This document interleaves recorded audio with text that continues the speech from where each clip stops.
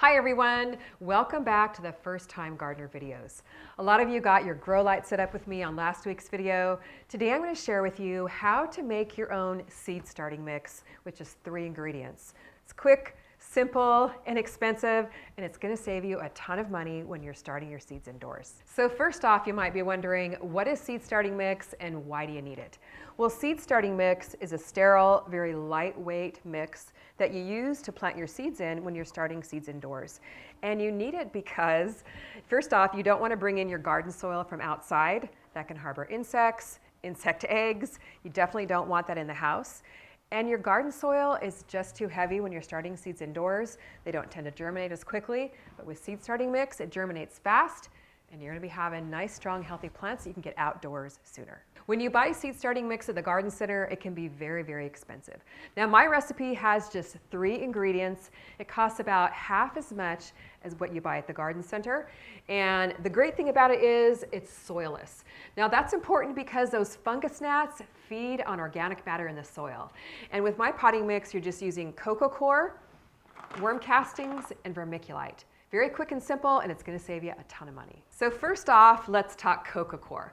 Now, coco coir is a byproduct of the coconut industry. It's made from coconut husks. It comes in these nice little compressed bricks. Now, you can get big bricks or you can get small bricks. I like the smaller ones for seed starting mix because you don't have to make this huge amount. You can make about enough to fit in a 28-quart container here. Now, it does come in this brick, so we're actually going to take it over to the sink and hydrate it, and then we'll add our other ingredients. Now, coco coir is going to form the base of our mix, and I love using coco coir because it's super, super moisture retentive. It's a very spongy material. Once it's hydrated, it actually holds up to 10 times its weight in water. This is an organic coco coir. It's very fine, so it works very well for seed starting. So it expands a lot quicker if you hydrate it with warm water. So we're just right here at the sink. Just make it really easy. Do it right in your kitchen. And we're going to put a little bit of warm water over it and then let it sit for a little bit to let it soak up the water. I love how it's just kind of soaking it up and expanding. Now, what I like to do while it's soaking up the water is kind of break it apart. So we're just going to keep adding a little bit more water and breaking it apart until it's all completely hydrated. One thing I do like about this particular brick of coco coir is that it's organic. So we have an organic seed starting mix. And also coco coir tends to have a lot less issues with fungus gnats as opposed to peat moss. So that's one reason why I really like using it in my mix. To make my recipe, you're going to need 3 parts coco coir, which in this case is 1 brick, which hydrates up to about 15 quarts. So the next ingredient in my seed starting mix is vermiculite.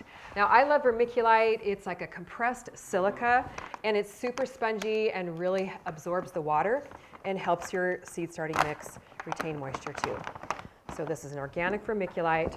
So we're just going to eyeball it here. We got our 3 parts coco coir. We're going to add 1 part vermiculite, which is around 5 quarts or so. It's about half of this bag. And some people ask me, can you use perlite? And yes, you can, but I like vermiculite better because it's really good for plants that you don't want to dry out as quickly. Perlite tends to dry out a lot quicker, so it's good to use when you're planting like cactus or succulents. So the third ingredient is the vermisteria worm castings. Now, I really enjoy the worm castings in my seed starting mix because it adds really good nutrition to the plants.